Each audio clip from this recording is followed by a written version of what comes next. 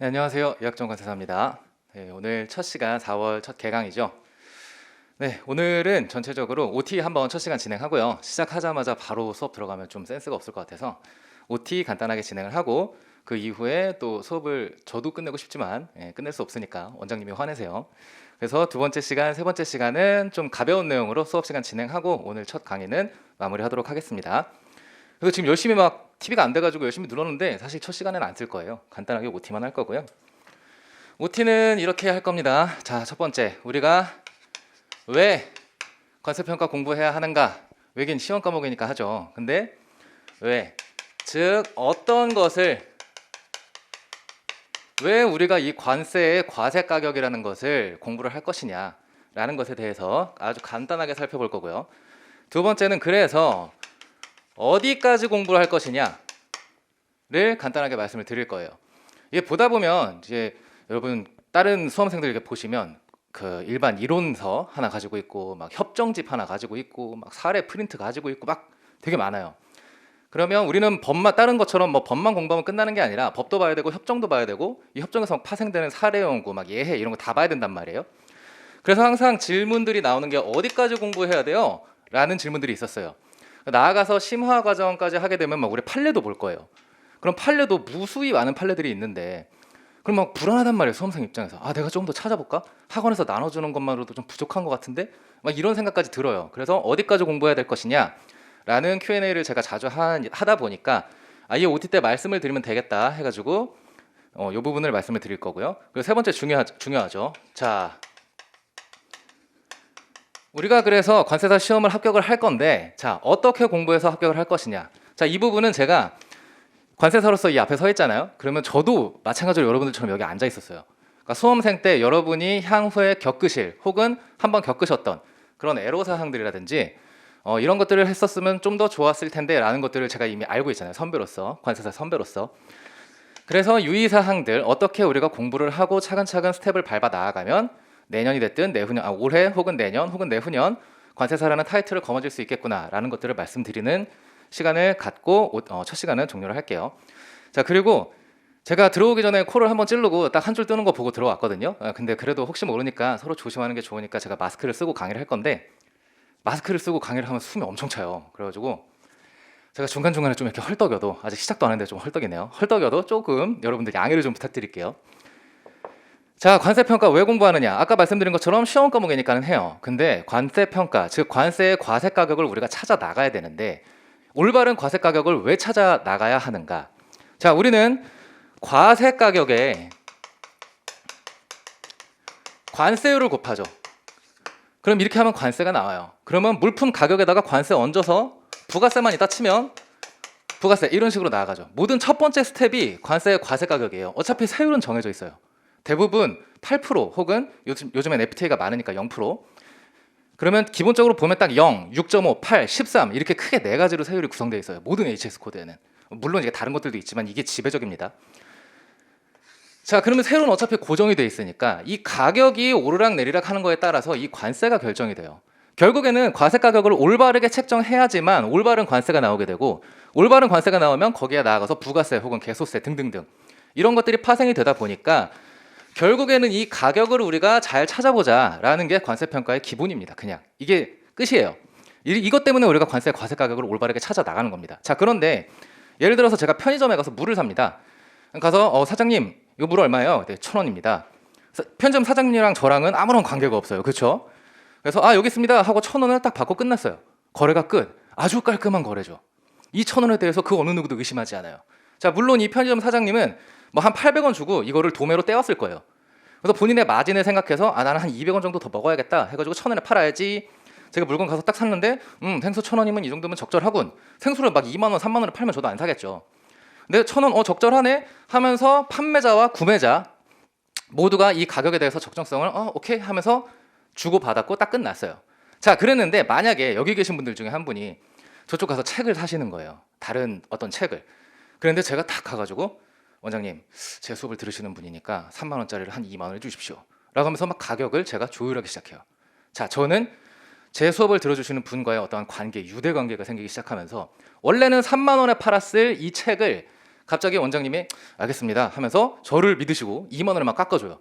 이걸 수입이라고 가정을 하면 원래 3만 원의 수입을 해야 되는데 어떠한 모종의 관계 혹은 다른 사실관계, 아까처럼 깨끗한 거래가 아니라 뭔가 어떤 모종의 사실관계 때문에 가격이 변동되죠.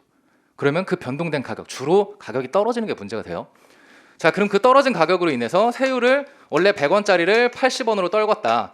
이게 세율이 10%였다 하면 원래 10원을 냈어야 되는데 이것 때문에 8원을 내게 되면서 2원의 갭이 발생하죠. 이런 것들을 막자. 자, 너네가 뭐 어떤 모종의 이유로 80원을 했는데 이게 과연 인정될 수 있는 80원인지 아닌지를 보자 라고 하는 게 관세의 과세 가격을 판단하는 관세 평가입니다. 아, 제가 깜빡하고 이걸 안 여쭤봤네요. 자, 관세 평가 아예 처음이다. 나 진짜 아예 대부분이시네. 오케이. 그러면 제가 정말 진도를 천천히 하면서, 그리고 저희가 이번에 커리큘럼이 좀 바뀌어서 기본이랑 심화를 같이 나가요. 근데 제가 심화는 원래 동시에 나가려고 했었는데 최대한 조금 빼놓고 기본을 먼저 촥 한번 훑은 다음에 그 다음에 앞으로 돌아가서 심화를 하는 과정을 조금 더 늘리도록 하겠습니다. 대부분 처음이시니까. 자, 그러면 지금 제가 올해 1차 합격했다. 오케이. 하신 한 분 계시고요. 대부분 처음이시니까 그렇다면은 엄청나게 좀 디테일하게 천천히 진도를 빼야겠네요. 자, 결국은 이겁니다. 과세 가격을 올바르게 책정해서 결국엔 세금을, 국가 입장에서 세금을 잘 걷자. 세금을 왜 잘 걷겠습니까? 국가에 어쩌고 저쩌고 있잖아요. 관세법 1조. 그것 때문에 결국에는 과세 가격을 잘 찾아 나가자라는 게 이제 관세 평가 우리가 공부하는 이유고요. 자, 그래서 어디까지 공부할 거냐? 우선 관세법을 볼게요. 자, 관세법은 크게 세 가지로 구성되어 있죠. 모든 법들이, 물론 예외적인 것도 있긴 하지만, 자, 법. 그리고 법만으로 모든 걸 커버할 수 없으니까 시행령이라는 걸 만들어요. 대통령령으로 조금 더 디테일한 건 야, 네가 좀 해라 하면서 권한을 위임하죠, 법에서. 자, 대통령령으로도 다 커버할 수 없어요. 진짜 모든 걸 법으로 커버하려면 관세법이 한 700조, 800조 늘어날 거예요. 자, 그래서 디테일한 부분을 시행령으로 위임을 하고요. 자, 시행령에서 조금 더 디테일한 거는 이제 시행 규칙으로 위임을 해요. 자, 그랬는데 이렇게만 따지고 놓고 보면은 우리가 관세법이, 관세 평가와 관련된 법이 한 6개에서 7개밖에 없어요. 30조에서 한 35조, 36조. 그리고 서류 제출이라든지 이런 사이드적인 게 한 37조까지 있는데 이게 끽해봐야 10개 정도란 말입니다. 법조항 자체는 그렇게 많지 않아요. 여기서 파생되는 령이랑 규칙 해봤자 다른 과목에 비해서 그렇게 많지 않아요. 제가 이따가 말씀드릴 부분이기도 한데, 자, 법령 규칙 갖고도 안 되니까 관세청장한테 더 디테일한 거 너네가 좀 해라 하면서 고시까지 이제 나오게 되죠. 우리는 여기까지 공부해야 돼요. 근데 자, 고시는 법적인 그 강제성은 없는데 하지만 그럼에도 불구하고 대부분 실무는 고시에 의해서 흘러가게 됩니다. 자, 어쨌든 우리나라 법을 보자면 법령, 규칙, 고시 이 정도까지는 우리가 기본적으로 전부 100% 암기 들어간다라고 보시면 돼요. 자, 우리나라 관세법은 그리고 WTO 평가 협정을 모티브로 해서 만든 겁니다. 자, 이게 우리나라 국내고, 자, 이제 해외를 본다 치면 WTO 평가 협정을 볼 거예요. 자, 여기 기본으로 시작하는 서문이 있는데 이건 그냥 인트로 개념이고, 자, 여기도 뭐 1조, 2조 조항들이 있어요. 협정 1조, 2조. 근데 여기도 조항 갖고는 안 되니까 이제 부속서를 만들어요.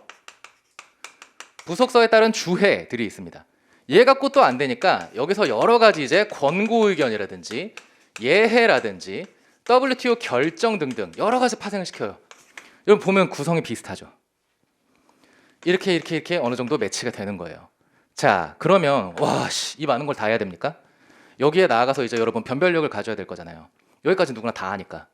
그러면 자기만의 어떤 스킬, 논술 스킬, 다른 사람들과의 변별력, 훨씬 어려운 사례형 문제가 나왔을 때 다른 사람은 못 쓰더라도 난 써서 고득점을 받아서 여러분 합격하셔야 되잖아요. 그럼 여기에 이제 나아가서는 사례까지 볼 거란 말입니다. 그럼 대부분 저는 대법원 사례들만 가지고 할 거예요. 웬만하면. 아니면 관세청 결정. 여러분들 하시다 보면 수험생활 이제 쭉 앞으로 한 보통 2년 정도 하실 건데 막 조세 심판원 사례 찾아오고 막 어디 논문 찾아오고 하는 장수생들이 있어요. 그런 분들 꼭 조심하셔야 돼요. 그런 분들이 뭐 저런 걸 보고 있네. 난 저거 모르는 건데? 긴장하실 필요 전혀 없어요. 조세 심판원 사례는 여러분, 자, 이런 게 있어요. 관세청에서 어떤 처분을 받았는데 내가 억울한 거예요. 그러면 소송 가야 되잖아요. 그러면 그 전에 먼저 이 국가 행정의 어떤 편의성과 어떤 시간적인 확보 이런 것들을 위해서 반드시 조세 심판원에 먼저 소송을 하게 돼 있어요. 법원이 아니라 세금은. 조세 심판원 소송을 들어가서 내가 패소를 하면 그때서야 법원에 항소를 들어가거든요. 어떤 과세 당국의 처분에 의해서 내가 불만이 있을 때. 자, 그럼 그제서야 이제 지방법원 가고 고등법원 가고 대법원을 가는데 여기 법원 간 부분에 대해서 그럼 조세 심판에서 내가 졌으니까 가는 거거든요. 조세 심판으로 들어가서 내가 이기면 과세 당국은 항소할 수 있는 권한이 없어요. 그냥 조세 심판으로 해서 내가 이기면 끝. 근데 내가 지면 납세자의 권익을 보호해 주겠다라고 해서 다시 그때서야 이제 법원에 항소를 할 수 있게 되는 겁니다. 즉 대법원 판례라든지 고등법원 판례들이 있다라고 한다면 조세 심판에서 무조건 진 거예요, 납세자가. 근데 법원을 가서 과세 당국이 패소한 확률이 70%예요. 70%. 그래서 국정감사 때 엄청 두드려 맞았어요. 그 말인즉슨 조세 심판원 판례는 여러분들이 판단할 수 있는 게 아니라는 거예요. 그래서 저도 웬만하면 조세 심판원 사례는 안 다룰 거예요. 근데 관세청 결정은 유의미하니까 관세청 결정 그리고 대법원 사례 나아가서 여기는 심화입니다. 심화. 이때 여기까지 이제 다루게 될 건데 범위가 너무 넓어 보여요. 그렇죠? 자, 그러면 어떻게 공부하시냐면 제가 아까 관세법은 WTO 평가 협정 모티브로 따왔다고 했잖아요. 거의 똑같아요. 거의. 이 법이랑 조항은 거의 똑같아요. 여기도 마찬가지고. 자, 그러면 내용이 똑같으면 여러분들은 법을 우선으로 공부하시면 돼요. 법을 우선으로 암기하시면 돼요. 그리고 제가 수업을 진행하면서 평가 협정과 관세법이 다소 상이한 것들이 조금 있습니다. 그런 것들은 제가 교재도 넣어놨고 짚어드릴 거예요. 이거는 법하고 협정이 다릅니다. 그래서 여러분들은 요 기준을 잡고 하시면 됩니다라고 말씀을 드릴 거예요. 그것만 협정에는 이게 법엔 이렇게 돼 있었는데 협정은 이렇게 돼 있었구나. 이것만 탁 체크해 놓으시면 돼요. 내용이 똑같으면 무조건 법을 우선으로 암기하시면 되겠습니다.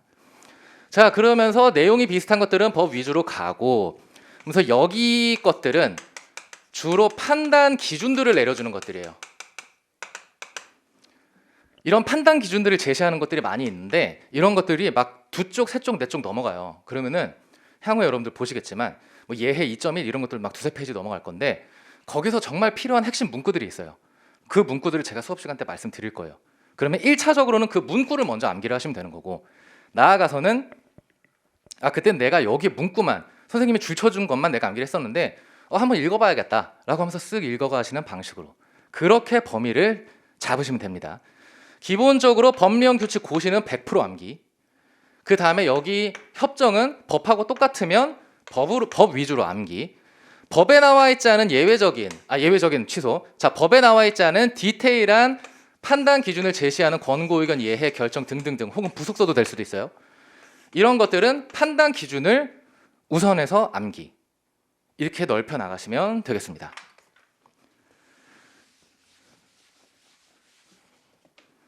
첫 시간이라 그런지 분위기가 굉장히 조용하네요. 자, 그리고 어디까지 공부해야 되는지 봤고요.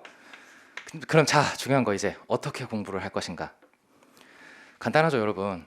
황성택 관세사님도 이 말씀을 하셨었는데 관세사 시험이 막 그렇게 엄청나게 어렵고 막 그런 거는 아니에요. 솔직하게 말씀드리면. 자, 우리가 나중에 저는 이제 단권화를 추천드리거든요. 단권화가 뭐냐면 예를 들어서 평가 기본서 있고 막 협정집 따로 있고 아까 말씀드린 것처럼 프린터가 막 나눠져 있으면 안 봐요. 사람이. 저도 그랬어요. 수험 끝나고 나서 이제 합격하고 와 기뻐가지고 막 책을 정리하는데 그제서야 제가 이거 어디 썼더라 하고 못 찾은 프린터가 막 우르르 쏟아져 나오는 거예요.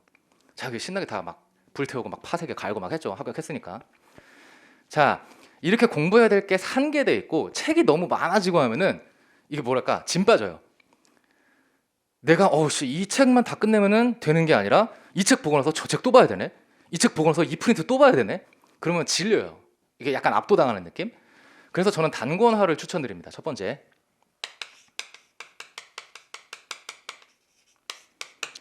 만약에 뭐 제 교재를 안 쓰셔도 상관없어요. 만약에 나중에 나아가서 다른 교재를 뭐 기본서로 하시겠다라고 해도 상관없습니다. 반드시 어떤 과목에는 특정한 나의 메인 그 교재를 하나 잡으세요. 그리고 나서 이 책에 빠져 있는 게 있을 수 있어요. 뭐 혹은 이 책에는 제가 없으니까 이거 유의미한 사례인데 새로 나왔습니다 하고 유인물로 드릴 수도 있어요. 그럼 그런 걸 따로 보관하지 마시고 다 오려서 붙이세요. 책을 하나로만 만드세요. 그래서 평가는 내가 이 책 하나만 달달달 외우면 합격할 수 있겠다. 그렇게 해서 범위를 축소시키는 게 저는 굉장히 좋았습니다. 단권화를 시키는 게. 다른 강사님들도 대부분 단권화를 추천을 하시고요. 자, 그래서 어찌됐건 이렇게 책을 다 줄이면 관세사 시험은 한 10권 안짝으로 떨어져요. 다 머릿속에 집어넣어야 되는 책이. 10권 많긴 많죠. 근데 사법고시를 패스한 친구한테 들어보니까 걔네는 한 33권에서 35권이래요. 그러니까 우리 한 3배죠.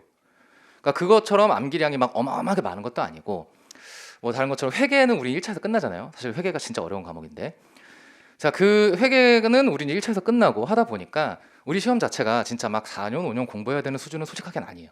그러니까 여러분들 충분히 성실하게 하루에 2차 다 대부분 아마 1차를 아직 안 하셨으니까 나중에 2차를 전념하는 기간이 한 1년 정도 생기실 건데 그때 정말 하루에 12시간 정도만 진짜 성실하게 1년만 하시면 합격할 수 있습니다. 정말이에요. 이거 제가 해봤으니까 장담하고 말씀드릴 수 있어요. 그래서 단거나 해서 범위를 줄이시고 자, 제가 방금 성실을 말씀드렸어요. 성실. 자신의 삶을 단조롭게 만드세요. 아침에 눈 떴다 독서실, 그리고 뭐 밥 먹으러 집으로 왔다 갔다 한다라고 하면 독서실, 집, 다시 독서실, 집, 독서실, 집 이런 식으로. 그리고 만약에 나중에 모의고사 치신다 2차, 그럼 토요일 날 모의고사, 아니면 자, 집, 도서관, 학원, 집 이런 식으로 간단하게 만드세요. 여러분 공사가 다 망하기 시작하면 100% 떨어집니다. 이런 얘기가 나올 때 제가 말씀드린 분이 있는데 저를 처음 이제 관세사라는 직업을 알게, 저는 사실 영문과 나와가지고 관세사를 몰랐어요. 공부도 되게 늦게 시작했거든요. 4학년 때 시작했는데 이 관세사라는 걸 처음 알려준 친구가 이제 저랑 같이 공부를 열심히 했죠. 열심히 막 공부를 하는데 이 친구가 참 이렇게 공사가 다 망했어요. 그러니까 주말이 되면 나는 뭐 어디 연주회를 가야 되고 누구 후배 뭘 챙겨야 되고 내 선배 어디 가야 되고 결혼식을 이런 걸 다 챙기는 거예요.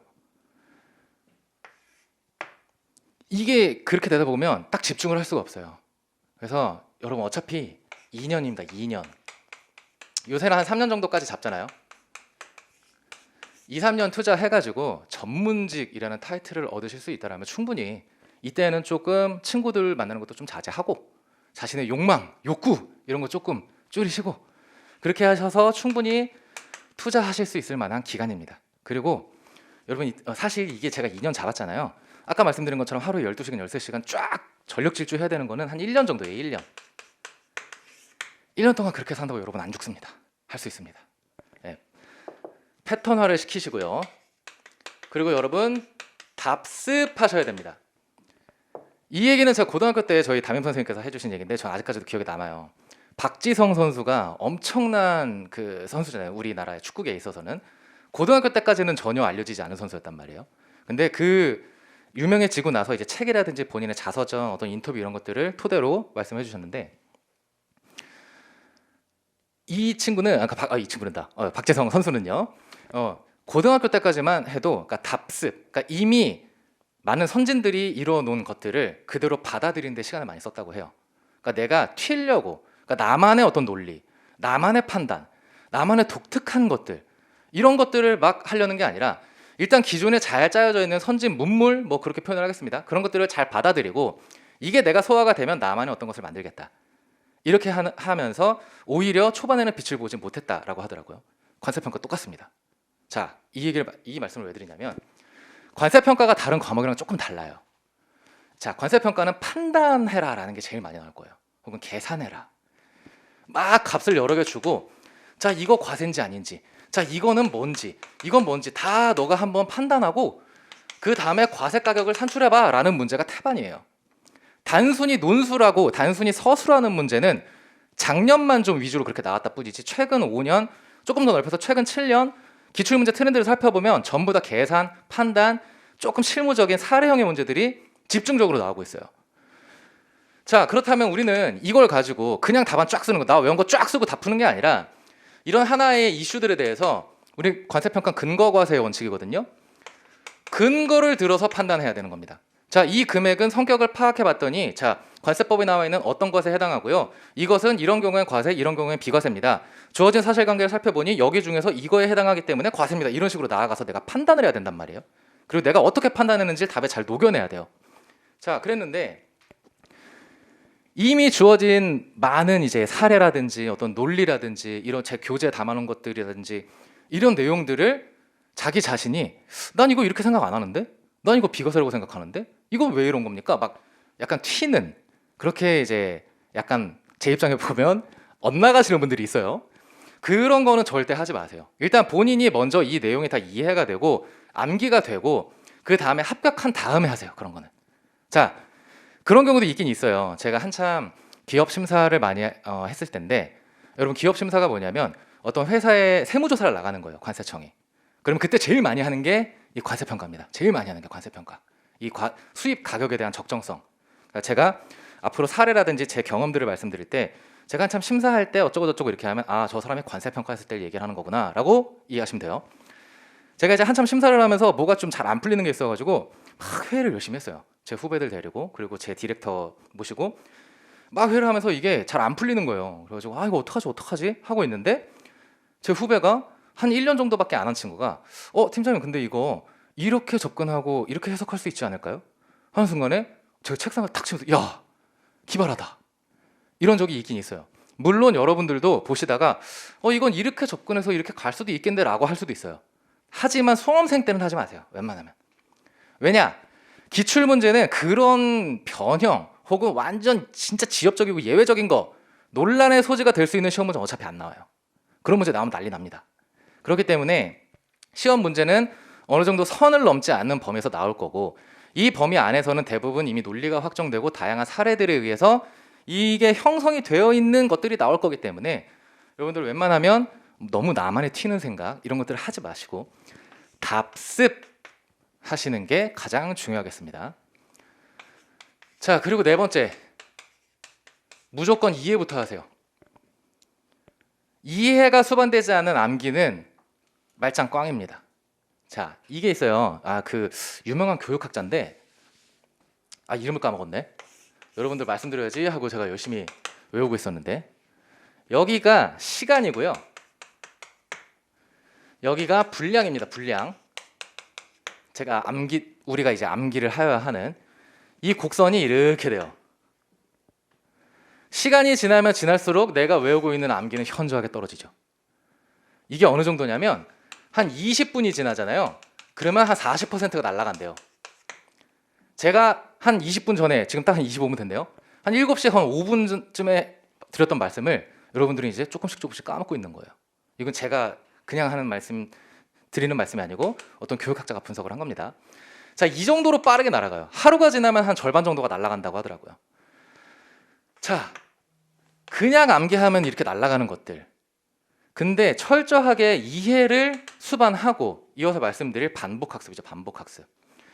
까먹어 갈 때쯤에 다시 한번 보고, 까먹어 갈 때쯤에 다시 한번 보고, 이런 식으로 이제 계속 공부를 하시게 될 거란 말이에요. 근데 이게 되려면 이해가 되셔야 돼요. 제가 지금 모의고사를 열심히 내면서 2차 채점을 하고 있는데 깜짝깜짝 놀라는 게 단순 암기하신 분들이 생각보다 되게 많아요. 그래서 제가 한번 여쭤봤어요. 어떤 수험생 분한테 왜 이게 이렇게 좀 내 딴에는 기본을 묻는 문제였는데 왜 수험생들이 이거를 이렇게 판단했을까요? 했더니 작년이 좀 그냥 단순 서술 문제가 많이 나와가지고 수험생들이 평가가 이제는 다시 단순 서술로 가려나 보다 하면서 이해는 100% 하지 않고 그냥 단순히 암기한 수험생들이 되게 많았다고 하더라고요. 근데 그거는 진짜 다 티납니다. 채점하는 사람이 딱 보면 이 사람이 100% 알고 썼구나, 2차 논술이니까 우리 열심히 써야 된단 말이에요. 이거 이 사람이 100% 알고 썼구나, 아니면 모르고 썼구나, 대충 때려 맞췄구나, 아니면 그냥 관련 교정 다 갖다 쓰고 어차피 우리 과세다 비과세다 둘 중에 하나죠. 50% 찍었네 하는 게 채점을 하다 보면 다 보여요. 자, 그렇기 때문에 여러분 무조건 100% 이해 먼저 하시고, 우리 이제 4월, 5월, 6월 할 건데 지금 대부분 1차를 통과를 안 하셨으니까 4, 5, 6, 7, 8, 9 요때 이제 계속 수업을 들으시고 내년에 1차 보신 다음에 동차를 한번 노리시고 그 다음에 유예로 자연스럽게 넘어가게 될 거란 말이에요. 지금 당장 여러분은 암기 안 하셔도 돼요. 4, 5, 6월 달은 어차피 지금 1차 패스하신 분들이 아무도 안 계시니까 한 분 빼고 철저하게 이해 위주로 하시고, 그리고 저를 계속 괴롭히세요. 이해가 안 된다, 쉬는 시간에 막 저 붙잡고 물어보시고, 아니면 수업 중간에 막 손 드세요. 저 그 이해가 안 되는데요, 이거 이렇게 생각할 수 있는 거 아닙니까? 막 하고, 오히려 그런 것들이 훨씬 더 집중도 다 잘 되고 수업에 좀 더 몰입할 수 있게 되는 요소가 될 겁니다.